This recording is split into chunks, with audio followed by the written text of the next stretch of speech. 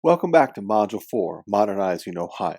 In the previous lecture, Modernizing Ohio referred to the struggle by working-class Ohioans to squeeze a measure of human dignity out of an industrial process that treated them merely as part of a machine. That world was part of Ohio's DNA, a crucial part of its identity since the rise of Cincinnati and the pan-Mississippian world. So Ohioans were fighting a long-established tradition. Now, today's lecture focuses on the 25-year period after World War II, from 1945 to 1970.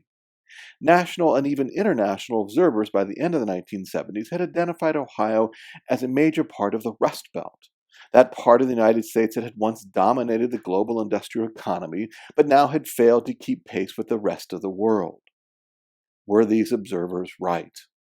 Let's explore Rustbelt, Ohio.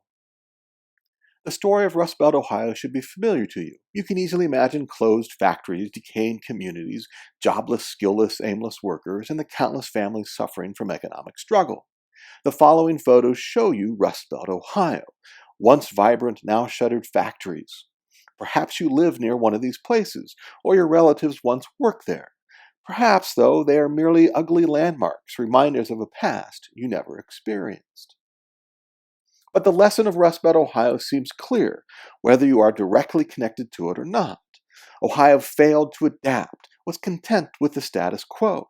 After all, what made us money in 1950, what gave us jobs and put food on our table with a roof over our heads, ought to work in 1970, ought to work in 1990, and it should work in 2010. But, the story goes, that attitude simply made Ohioans uncompetitive losers. An entire state, indeed an entire region, got fat and happy while new competitors raced ahead, leaving Ohio and the Rust Belt behind. And so it became more profitable to blow up Ohio's aging industrial infrastructure rather than use it. This picture, taken in 1983, shows people in hard hats observing the demolition of a portion of the Ohio Works, a division of U.S. Steel in Youngstown. And Youngstown, by the end of the 1970s, was, for most Americans, the poster child of industrial decay, the very symbol of an uncompetitive industry, the sad image in most Americans' minds of everything wrong with America circa 1980. But the Rust Belt image is wrong. It depicts an Ohio stuck in 1950, an Ohio in which factory workers lose jobs primarily because Ohio failed to keep up with technology. Ohio should instead be seen as a place where cutting-edge industrial technology was applied after World War II, and that industrial job loss in the 50s, 60s, and 70s stemmed primarily from automation. What is automation? Very simply, and perhaps too simply put, automation occurs when machine labor replaces human labor. And automation involves adapting. It means buying into the future before most other places. So let's discuss some examples. Here's a photo of the Brook Park, Ohio Ford engine plant, built in 1951. By every appearance, it seems to confirm the Rust Belt story. Smokestacks belching pollution into the air, a dreary factory employing countless overpaid union workers, lazy managers content to maintain the technological status quo. Surely a forward-thinking capitalist would never build this relic, this technological behemoth that, upon completion, was immediately as old and irrelevant to the modern world as the ancient octagon mounds at Newark.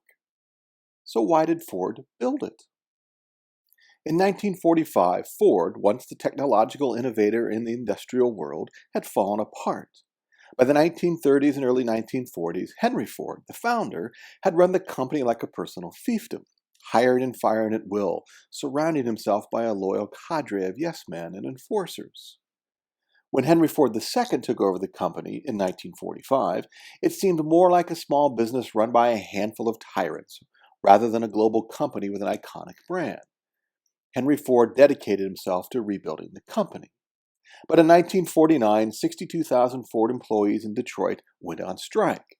They opposed Ford's attempts to constantly increase productivity by speeding up the line. Ford, in response, tried to crush the union. But they failed. So labor militancy drove Ford to decentralize their operations away from Detroit. They wanted to spread jobs to different towns, thus breaking up the most radical cells of union members, and they wanted to invest in an expensive, ambitious program of automation, thus reducing their need for human workers. So that's why Ford built the Brook Park plant. It wasn't to operate according to the status quo. It wasn't to keep making cars the same old profitable way Ford had always made cars. Ford built this plant to be a technological wonder, a harbinger of the future. And so when you look at this photo, you need to see it from the point of view of 1951. Today it looks like a relic of a dying way of life, but in 1951 it represented a revolution. The Ford Motor Company touted the plant as the nearest approach to a fully automated plant in the automotive industry. Before it was built, for example, Ford needed 117 workers to build 154 engines every hour. After 1951, that same task took only 41 workers. And consider as well that in 1927, one engine block took 3 weeks to build. By 1952, because of Brook Park, one engine block took only 14.6 minutes to build. So Henry Ford celebrated Brook Park as a revolution. It was, he said, the first step toward workerless factories. And he wasn't wrong. Economists like to tell a joke, a sad and not funny joke, but a joke nevertheless. It goes something like this. The factory of the future will have 2 employees, one human and one dog. The human is there to feed the dog is there to keep the human away from the machines. We aren't there quite yet, but this plant took us one step closer. We see the same process happening across Ohio in all industries, technological innovation leading to reduced numbers of factory jobs. For example, in the steel industry, between 1940 and 1959, the capacity of Ohio steel mills increased by 68%. But in that same period, the number of steel workers declined by 23%. Steel mills were producing more steel with fewer workers. Here's a photo of the National Tube Company in Lorain. It's a division of U.S. Steel. And in 1945, the Lorain Works expanded and modernized their facilities. This shows the finishing touches to the outside. But in this plant, by the early 1950s, 27 workers produced 4 times as much as 500 workers did before 1945. And we could go on and on. In the rubber industry, between 1947 and 1961, technological developments lowered production employment by 29%. But let's stop there and restate the main point. In Ohio in the 1950s and the 1960s, technological innovation reduced manufacturing employment. Was this good? Well, from one point of view, yes. For example, it reduced or eliminated so-called man-killing labor, work that was repetitive and hard on the body, work that reduced strong, straight backs to deformed hunches, that sliced off arms, that burned the skin. And it increased output even as it lowered labor costs. That meant consumers paid less for goods because of automation. From another point of view, however, automation is less positive. Automation allowed factory workers to move plants away from urban areas toward suburbs like Brook Park in 1951 and rural areas, so automation contributed to the decay of urban areas. Why? Well, tax dollars disappeared, and so infrastructure crumbled, and people left and communities decayed. And also, relatively new migrants had no job opportunities.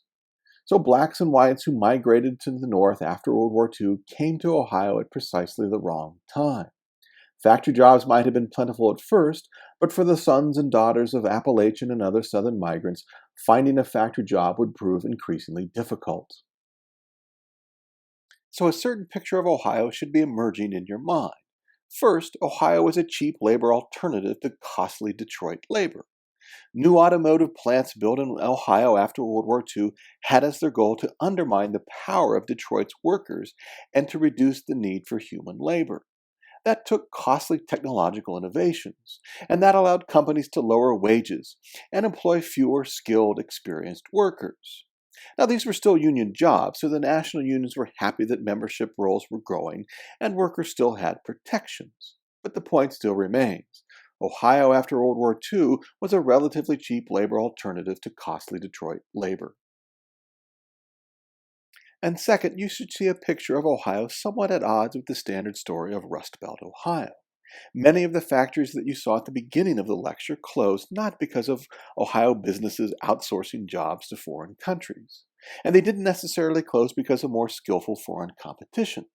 They closed in large part because technological innovation made those factories and the jobs that went with them obsolete.